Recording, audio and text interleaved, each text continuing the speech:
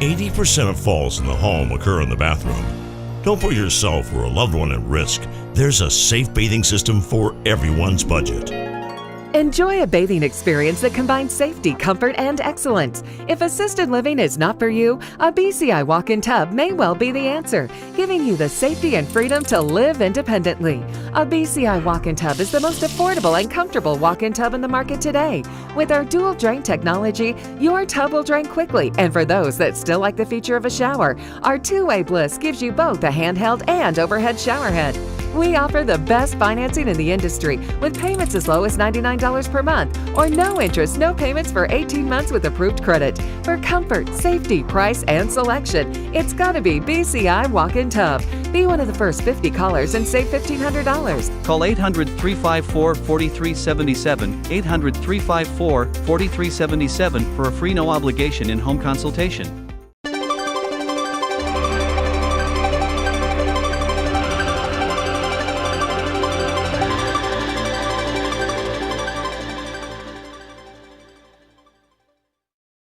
Welcome to another edition of the Turnpike Sports Book Report. I'm Doug Weischadle here with Dave Weischadle. We are going to give you a whip-around look at some of the biggest news stories that have happened in the sports betting industry over the past week.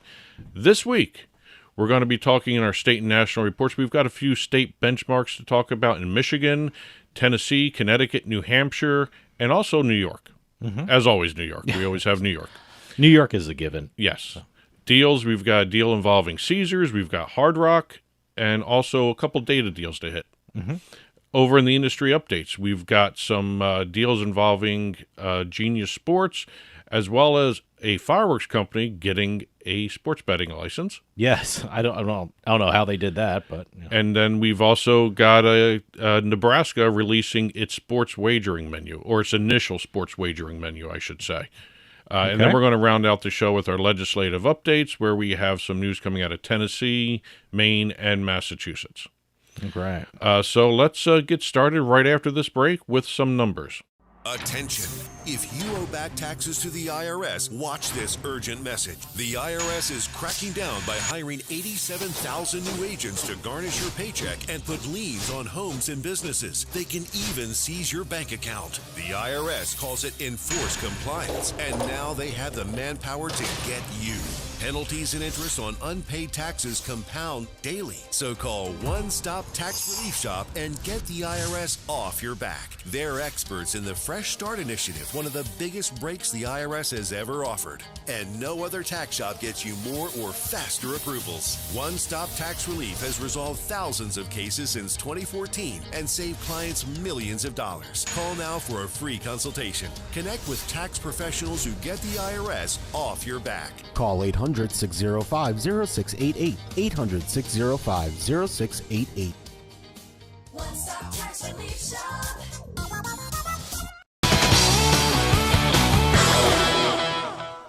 This week, we're talking April sports betting numbers. We've got reports and benchmarks to talk about from Michigan, Tennessee. We've got New Hampshire, Connecticut, and New York to talk about. Let's go start off with our Michigan and Tennessee numbers. The benchmarks we want to talk about here are revenue benchmarks. We've got Michigan in April reporting that the state's total gross gaming revenue passed the $900 million mark. Wow. This is revenue. So that's a great number for that's the amazing. state. Yeah, that's not handle. That's revenue. That's good. revenue. That's where the numbers really come in. That's what the states like to see. Yes. You know? The higher the revenue, the higher the tax proceeds. Yeah. $915,733,000 and some change. Over in Tennessee, we have total GGR, gross gaming revenue for the state coming out after reporting their April numbers. It now has passed $800 million post-PASPA. Now, have they officially switched over from that legislative 10% hold kind of thing, or are they?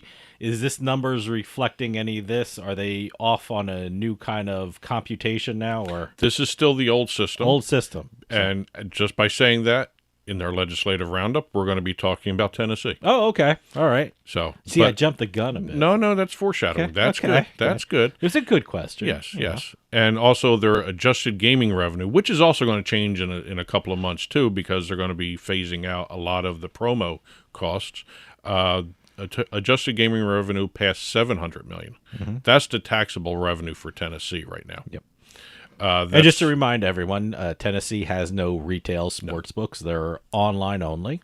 So I have yet to hear any interest from Tennessee about retail casinos. why would they? They're doing great I know, now. I mean, know. well, the one good thing about retail is, you create jobs. Yes. So Connecticut, New Hampshire have some handle benchmarks to hit. In New Hampshire, April sports betting. New Hampshire reported that its all-time post-PASPA handle passed $2 billion, $2.2 billion to be exact. yeah. So they are. I don't know if they're feeling any influence or any effect of Massachusetts launching their industry. I haven't seen any slowdown in New Hampshire. Yeah, I know, boy. Let me tell you something.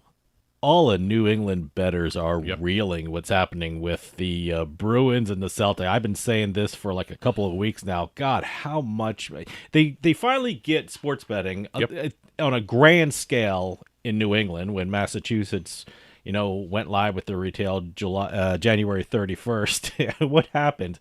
The Boston media, sports media, was up there. The Bruins can't lose, and Celtics are a team of destiny, and oh my God, the books must be making out up there. Like in a couple of weeks, you're going to have some numbers about Massachusetts sports betting numbers that will blow me away. Well, I think both teams, the hockey and the basketball teams, having trouble with eighth seeds, which is kind of interesting to notice there too. I mean, but the problem is, like the Boston sports media, they can't lose. They're amazing, and but I wonder how much influence they had on people putting down what turned out to be pretty bad bets. Yes. Well, real quickly, before we get to the New York benchmarks, Connecticut had an individual operator benchmark for April sports betting. FanDuel, that operator in Connecticut, passed the $1 billion handle mark all time in that state. Going over to New York, May has been a very good month for New York in terms of setting benchmarks and records. First week in May, they passed $1 billion in state tax revenue since launch, which is an incredible number in and of itself in that short amount of time. This week, the second week in May, the week ending May 14th, they have reported that its mobile revenue has passed the $2 billion mark. So they have now been setting records here in May, one after the other. I wonder what's going to happen the third week in May, which is going to be interesting to watch. But going back to this revenue benchmark that they hit, the mobile revenue passing $2 billion, it took 71 weeks for New York to pass that benchmark for $2 billion in revenue. Comparison, New Jersey took, 51 months to hit that benchmark. So, well, look, that's an incredible amount. It's incredible, and I don't think those numbers will be eclipsed anytime soon unless California starts sports betting. Maybe I have Texas, not seen, but probably not. But I think it'll be California if they start sports betting. Those New York numbers are going to look pretty low. But right now, it's New York and New Jersey, both $2 billion in revenue, and again, New York did it in a fraction of the time New Jersey did it. So it's going to be interesting to see what benchmark falls next. I'm very curious to see how many of the same bettors are in New York and New Jersey. We always travel, we jump on the train to go to Manhattan. We do work in Manhattan, and we jump on the train in New Jersey. And, you look around and everyone's betting and doing the things on the trains. These things are like rolling casinos and sports books. But, which goes to show a lot of people in New Jersey work in New York. And I wonder how many people have. I don't have a New York account, but I'm not there every day. But if people who work there every day, I wonder if they have a New Jersey and a New York account. They probably do. I mean, you got to have it. If you work in New York, sure. I mean, why wouldn't you? Lunch hour, what are you going to do besides sports bet, You hear listen to the radio all day. You hear some big news. You want to throw a little money on a sports team, what are you going to do? You're sitting in an office in Manhattan, and you can't run home to place a bet. Or you're stuck on the train, like the path going back to New Jersey. Oh yeah, you got a little traffic back up there. Those trains, everyone's either playing poker or the slots or the betting or God, MGM has a stop or a line Yep. named after it, or they're sponsoring a portion of the train tracks. Yeah, the New It's- Jersey Transit line. Yeah, yeah. So, yeah, they're rolling casinos. That's it for the number segment. Let's head on over to some deals. Caesars Entertainment announced agreements with both Keeneland Racing and Red Mile Gaming and Racing, both in Lexington, Kentucky. Yeah, great. So very interesting developments for Caesars in the Kentucky area. This is the first deal between a sportsbook and a Kentucky racetrack. What the deal does is grant Caesars access for mobile sports betting purposes for Caesars sportsbooks with both those tracks in that state. We've also got plans from Caesars to build a brick and mortar retail sportsbook at those locations, subject to regulatory approvals from the Kentucky Horse Racing Commission. I think Kentucky is going to be a really good market. Yes. Yeah, I'm excited about Kentucky. The interesting thing about the Caesars deal... And by the way, I've never said that in my life before. I'm excited about Kentucky? Kentucky. Yes. No one's been saying it. Unless it's a Kentucky Derby, you're not excited about anything in Kentucky. Or if you're talking about some of the fried chicken. Yeah. KFC. Yeah. But the interesting part of this deal is that Caesars is limiting wagering for these books, mobile and retail, at 21 plus. Kentucky, as a state, allows sports betting 18 and over. Interesting. Okay. Well, Caesars is also... Well, look, horse racing, you can Right. place a bet on a horse 18 and above. Well, that's what it is in New Jersey, too. They have the sports betting legal age at 18. Yeah. Now, I think this is more in terms of Caesars because they are part of the American Gaming Association's Code of Responsible Marketing Conduct plan, and that requires 21 and over. Yeah. I think they want to stay with that, and there are a couple other states out there looking at 18 and over, and I don't know if they're going to stay with those things. It's kind of an awkward situation, especially with these racinos and things like that. Horse racing, you have to be 18 and above, and other things you have to be 21 and above. So it's, I wonder if, these things are going to align themselves, or they're going to keep on keeping on like what they're doing. Well, I wonder how it's working out in some of these places. My thinking on that topic is if sports betting is 21 and older over in most states, other than like Kentucky we just talked about, and a couple others, the horse racing industry and the sports betting industry may have to start talking about coming up with a compromise, or maybe the horse racing wants the 18 plus to stay.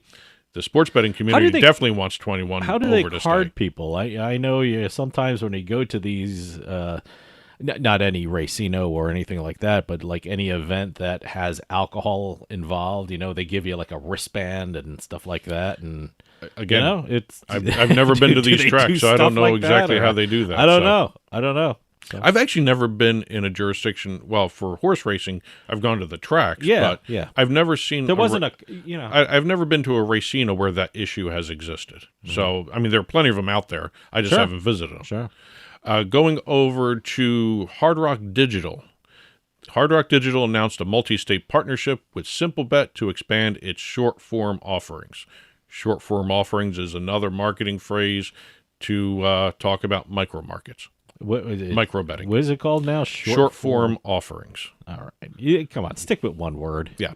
Come on. Well, short form off. It's hard. It's a long word to say. Micro betting. Micro betting. Or micro markets, whatever you want to call it. Yeah. But SimpleBet will be giving in-game action for NFL college, NFL, college football, and college basketball. All right. And they're also going to be doing 2/3 of Major League Baseball season. 2/3, okay. The remaining 2/3. 2/3, yes. okay. So this is, because this deal came out after baseball started. Yeah. It's at the end of pro basketball, but they're going to be doing... So who is this, DraftKings? This is Hard Rock Digital. Hard Rock Digital. It's multi-state. Multi-state. And it's with SimpleBet. All right. Micro betting offerings for Major League Baseball, 2/3 of Major League Baseball, the NFL season upcoming, the college football season upcoming, and the upcoming college basketball season. All right. 2 data deals to talk about. We've got IMG Arena on one hand, Genius Sports on another. IMG Arena is using its analytics systems for Major League Soccer expansion of their data. They're going to be providing more player and ball tracking data for the MLS Next Pro, which is a platform that MLS, Major League Soccer, has on their system. I gotta tell you, people love betting on soccer. I haven't gotten into it yet, but people love it. But I think there's a lot of data in terms the ball trajectory, the hooking, the angle of the curve. See, that's why I'm probably not into it. I wouldn't know what to do with that information. There's a lot. I think there might be even more data in soccer than in some of the other pro sports. Maybe more than basketball. Or maybe definitely more than basketball. Yeah. But I don't know. It's soccer is huge. Oh, it absolutely is.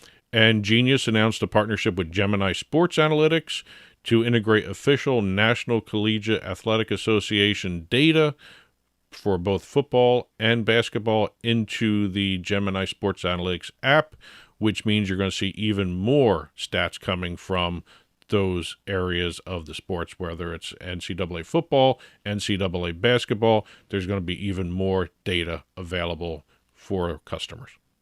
And also for the broadcasts, because Gemini also provides this platform to CBS Sports and a couple other networks for broadcasting these games. Okay.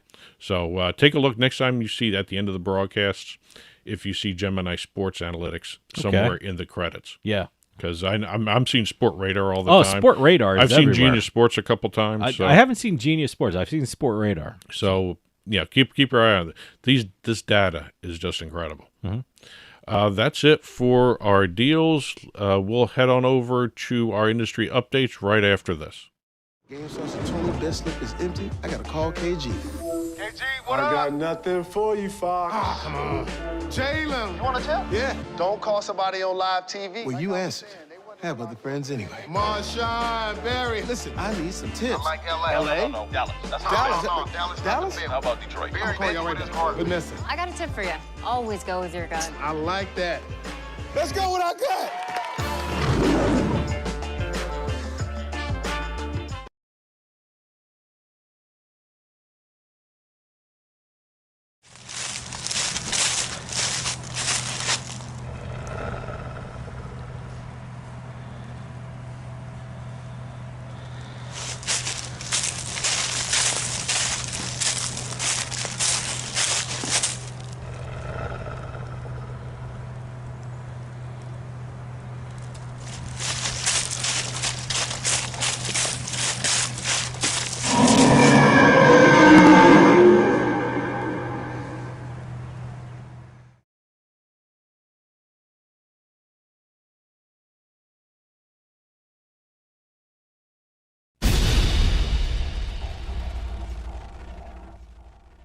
Staying with Genius Sports, Genius just announced the launch of the CFL, Canadian Football League, live stats in partnership with the Canadian Football League per a company release. Wow. CFL live stats, it's a new, and this is their wording from the marketing people, because I like how they phrase these things. The marketing talk. Yes.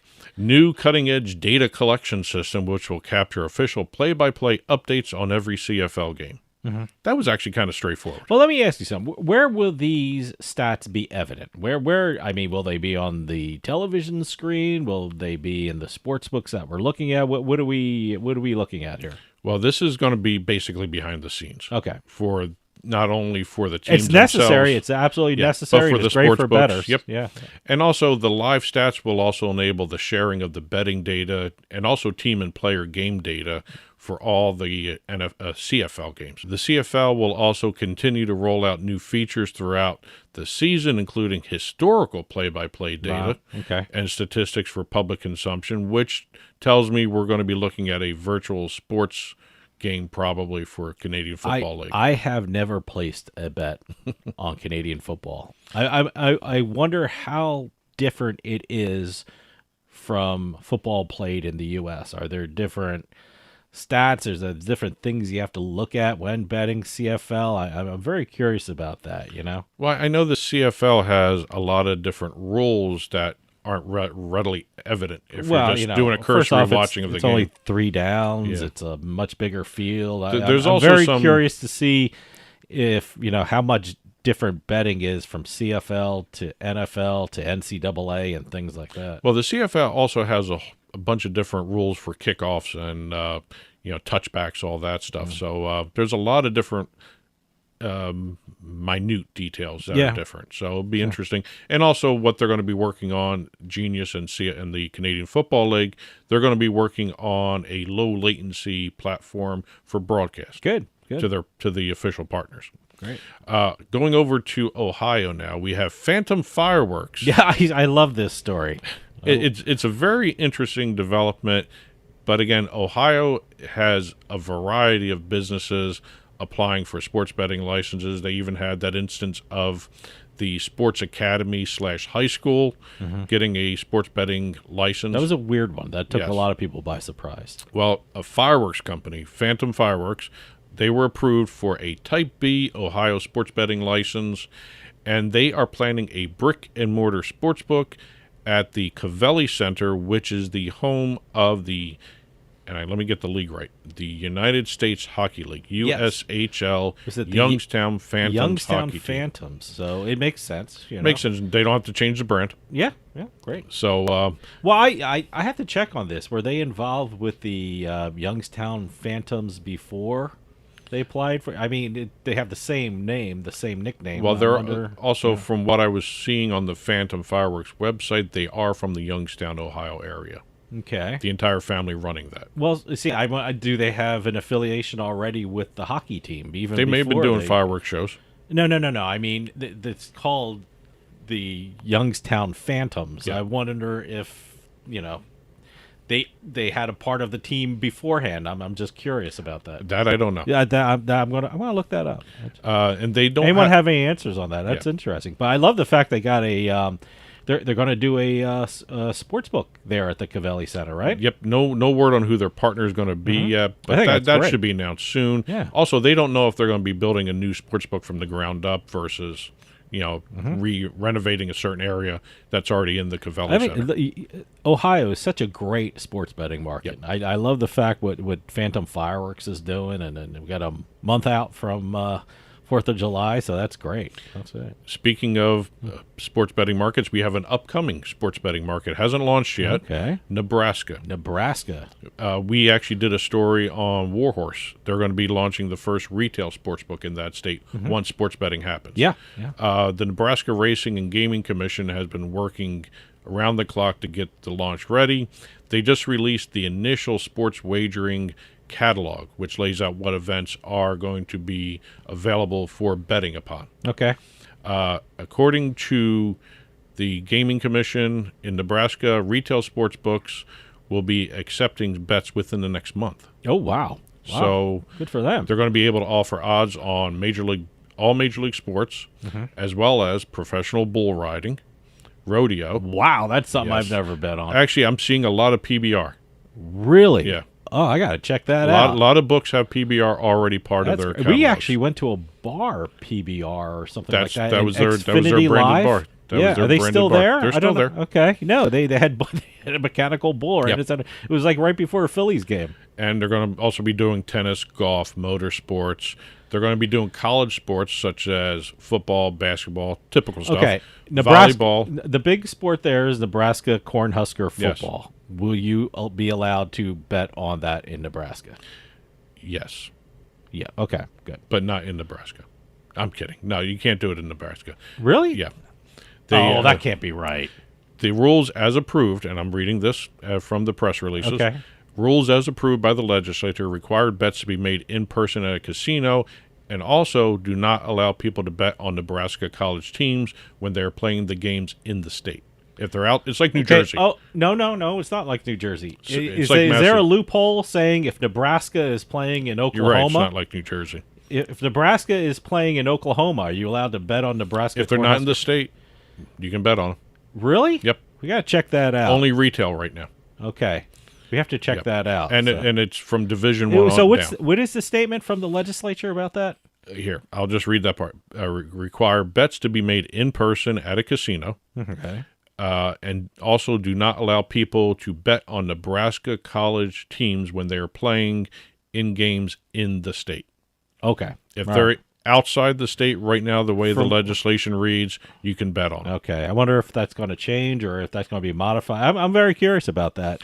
Yeah. Because this college thing, if with betting, is weird. Like you said, here in New Jersey, we can't bet on any college or university Yes. that is located in the state, even if they're playing away and out of the state. And we can't bet on any collegiate activity that occurs in the state of New Jersey. So, Well, again, I also like the fact you're going to be able to bet on water polo in Nebraska. Okay, which all right. Kind of interesting. But that's college water polo, not pro. Okay, well, is there a pro? Well, the Olympic. Well, they're not pros. They should be. Well, they should be amateurs. look at the way Team USA basketball. They were pros. Yeah. Anyway, that's it for the industry updates this week. Let's finish up with our legislative roundup.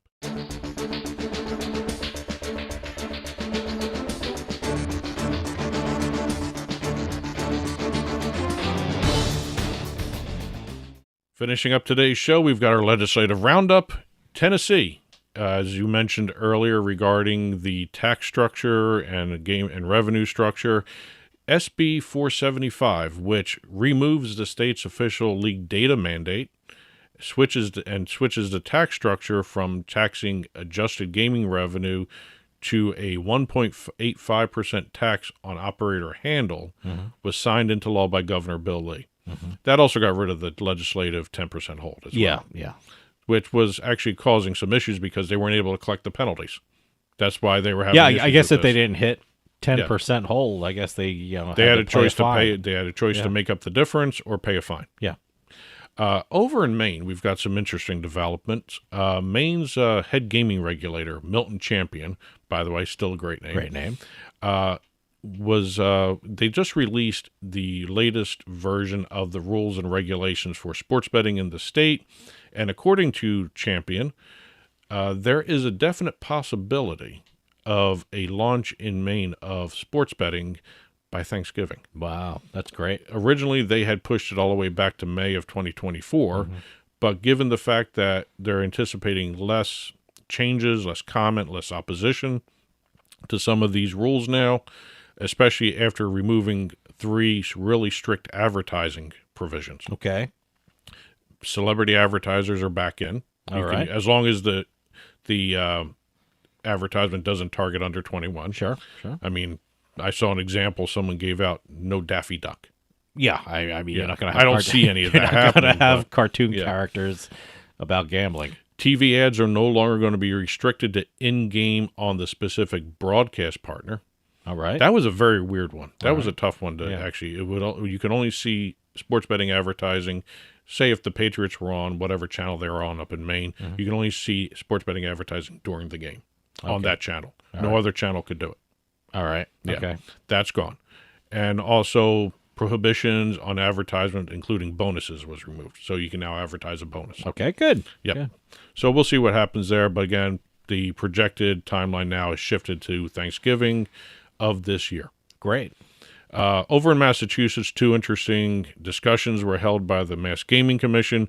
One was what they're referring to as the logo rule. Anytime you see a sports betting operator's logo somewhere, the Mass Gaming Commission is looking at, you have to tack on the 21 and over logo statement underneath it. Okay. So don't know if that's going to go. They put it on hold right now to get more feedback before discussing it. There's an interesting situation. There's a huge BetMGM logo on the green monster in Fenway Park. So I wonder, I wonder if that's one of the things that they have to slap a 21-year-old. That was the issue raised. Do you have to see plus 21 plus only? I wonder how they're going to do it. It'd be interesting to see how they do that. How they handle that. And also, they're going to would they require them to say it too? You know, if a sports betting operator was sponsoring like a stadium, would it have to be X operator 21 and older garden or something? You know, but again, they're gonna go through it some more, get some more feedback before they move anywhere close to doing anything with that. And we've got DraftKings. DraftKings was basically taken to the woodshed on this one. Well, credit DraftKings. Yeah, self-reported. It was self-reported. They said, oops, we made a mistake, and here's the situation. Well, here is the situation. Between March 10th and March 22nd, DraftKings was allowing wagering on the secondary pro circuit created by Universal Tennis, without seeking commission approval to put it into the betting catalog.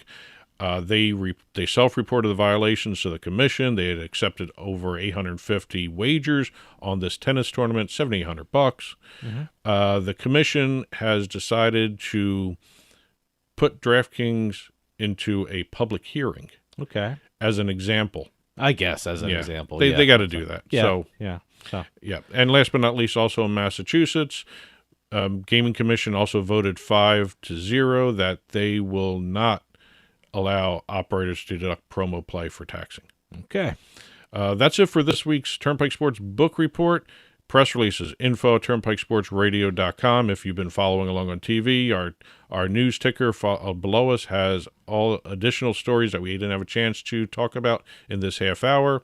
Full print version of the Turnpike Sports Book Report will be up on our blog, turnpikesports.us. Click on the blog button, and we'll see you next week. And that'll do for us this week. We'll see you next time on the Turnpike.